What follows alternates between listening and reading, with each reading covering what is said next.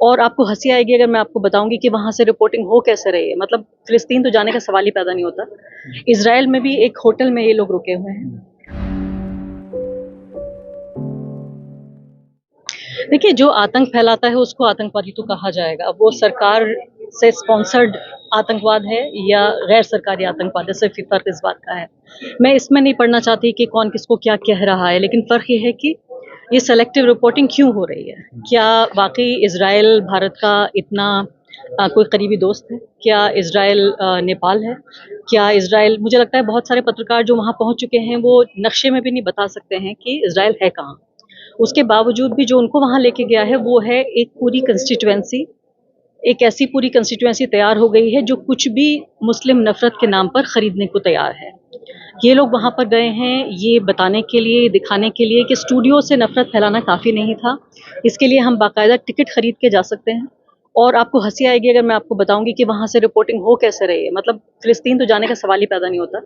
Israel में भी एक होटल में ये लोग रुके हुए हैं। होटल से ही अंदर से पीस टू कैमरा करते हैं, आप लोग जानते हैं अच्छे तरीके से।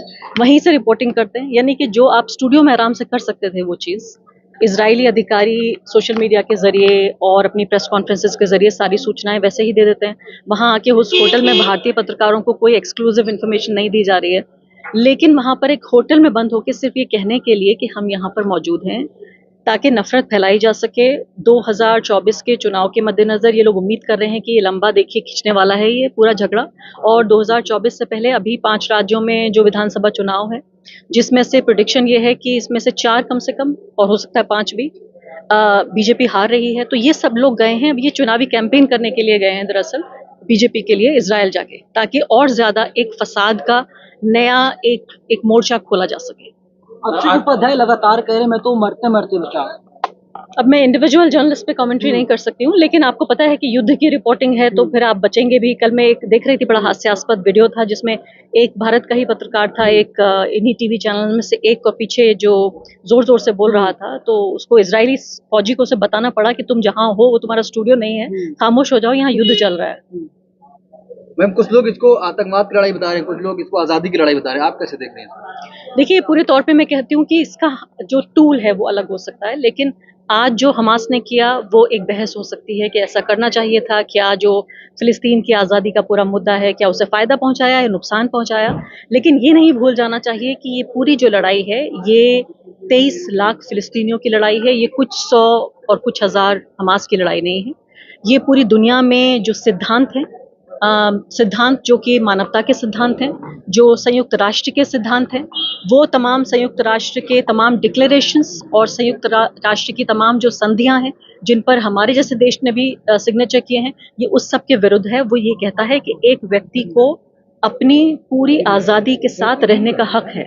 जैसे महात्मा गांधी ने कहा था कि फिलिस्तीन उतना ही फिलिस्तीनियों का है जितना इंग्लिस्तान अंग्रेज़ों का है और जितना हिंदुस्तान भारतीयों का है। तो ये लड़ाई, ये संघर्ष 75 साल पुराना है और मुझे नहीं लगता कब तक चलेगा। मेरी नज़र में एक ऐसे व्यक्ति के तौर पर जो मानव अधिकारों को सबसे ज़्यादा मैं प्राथमिकता देती हूँ, मुझे लगता है कि ये पूरा मुद्दा 75 साल पुराना मुद्दा है। ये 4 दिन 5 दिन पुराना मुद्दा नहीं है।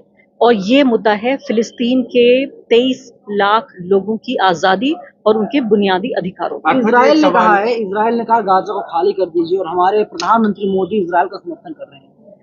प्रधानमंत्री मोदी ने जरूर ट्वीट किया है कि वो इसराइल का समर्थन कर रहे हैं, लेकिन आप विदेश मंत्रालय का वो पढ़िए जो उन्होंने स्टेटमेंट जारी किया है, जिसमें कहा है कि फिलिस्तीन को अपने लिए पूरा अधिकार है। देश की जनता बहुत, आप दोनों चीजें पढ़िए। आप कहाँ जाए, देश की जनता समझ नहीं आ रहा, देश की जनता बहुत सस्पेंस में है, क्या करे।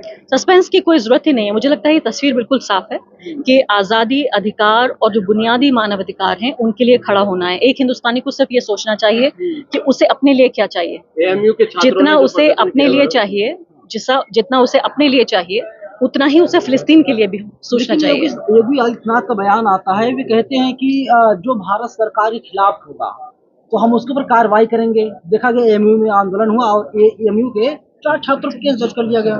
मुझे लगता है कि फिलिस्तीन, अभी भारत का संविधान ये कहता है कि किसी भी नागरिक की आज़ादी के लिए, किसी भी नागरिक के जो कानूनी अधिकार हैं उनके लिए आवाज़ उठाना अभी भी संविधान में गैर कानूनी नहीं है। अलीगढ़ के सांसद, भाजपा के जो सांसद है, वो कह रहे हैं कि एएमयू में जो छात्रों ने प्रदर्शन किया है उनके खिलाफ सख्त से सख्त कार्रवाई करेंगे।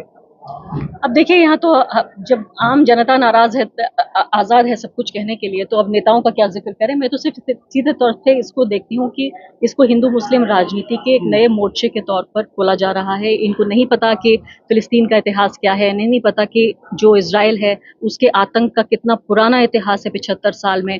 मैं तो समझती हूँ कि पूरी दुनिया में जितना आतंक इस वक्त है और आतंक की पूरी हिस्ट्री है, उसका आधा हिस्सा कम से कम इजराइल और फिलिस्तीन का जो ये पूरा संघर्ष है, जो फिलिस्तीन की आज़ादी की लड़ाई है, उससे पैदा होता है। अगर फिलिस्तीन नहीं होता तो पूरी दुनिया का आधा आतंक नहीं होता। आरफा जी, क्या सवाल आप है भारत कि में जिस तरह से प्रदर्शन भी नहीं कर सकते? जिस मैडम, तरह से जो मीडिया है, मीडिया के कुछ पत्रकार इजराइल पहुंचे हैं, और जब इंडिया के अंदर, भारत के अंदर, हमारे देश में जो घटनाएं हुई, चाहे मणिपुर हुआ, चाहे फिर हाथरस हुआ, ये पत्रकार लोग नहीं गए, लेकिन भारत से बाहर जाके ये पत्रकारिता दिखा रहे हैं। कैसे देखती हैं? मुझे लगता है कि ये बहुत मासूम लोग हैं और इनको मणिपुर का वीजा नहीं मिला होगा, इसलिए नहीं आ पाया होगा। इजराइल मणिपुर जाने के लिए वीजा या मेट्रो की जरूरत मैम आपको लगता है? मुझे तो क्योंकि ऐसे मोदी लगता है। जी गए हुए थे। अब ये सवाल इतना ही मासूम है, इसका ऐसे ही जवाब दिया जा सकता है कि भाई क्यों नहीं गए मणिपुर।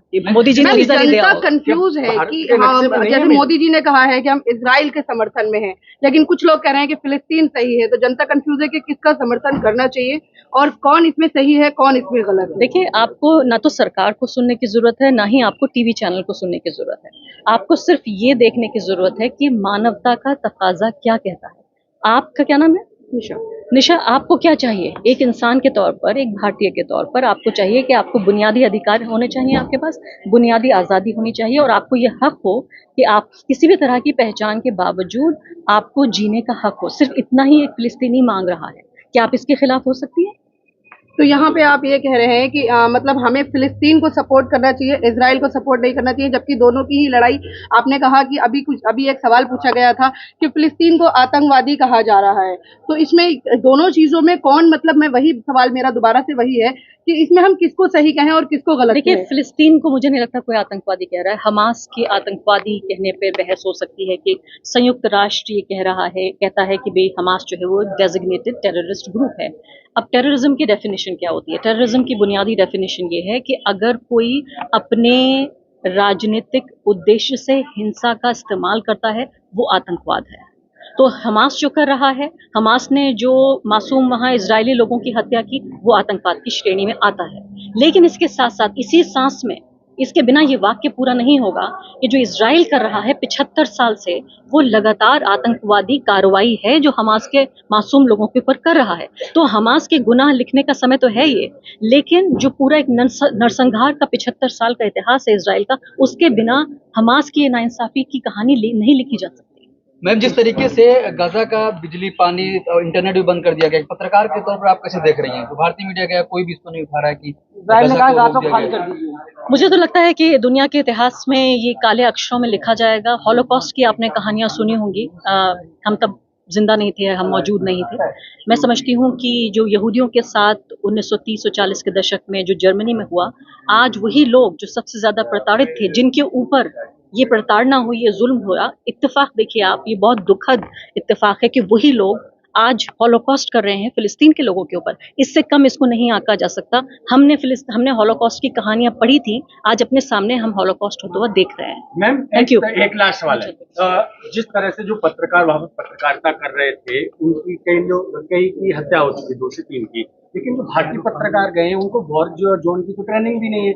ये किस तरह से वो पत्रकार? वॉर जोन में नहीं जा रहे हैं। मैंने आप शुरुआत में आपको बताया था कि उनको तो इजाजत ही नहीं है कि वो गजा जा ही नहीं सकते, वो इजराइल में मौजूद हैं। हाँ। अब यहाँ झगड़ा हो रहा है 2 पार्टियों के बीच में। मान लेते हैं कि 2 पार्टियां हैं, लेकिन उसमें एक ही पार्टी की सूचना आप आगे पहुंचाते हैं, एक ही पार्टी के देश में उसके होटल में रहकर आप उसे युद्ध को कवर कर रहे हैं। तो आप तो सिर्फ एक देश का एजेंडा आगे बढ़ाने के लिए गए हैं, आपको युद्ध कवर करने के लिए नहीं गए हैं। इससे बड़ा कोई झूठ नहीं है।